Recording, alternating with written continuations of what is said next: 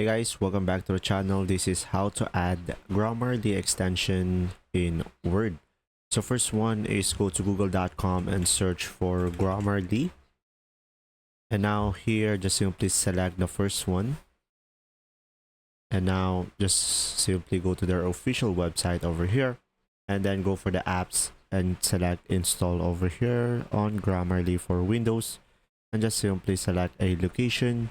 And after that, just simply select the folder and just simply double click on it.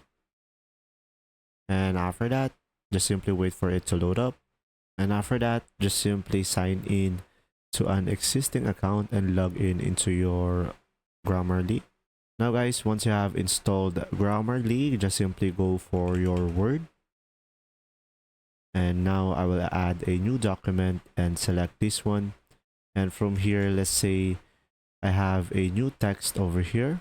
And as you can see, when we select a text on the Word, just simply select this one and you will have your Grammarly over here. And from here guys, it is suggesting us to change our sentence, and we could go for rephrase as well, and we could go for more.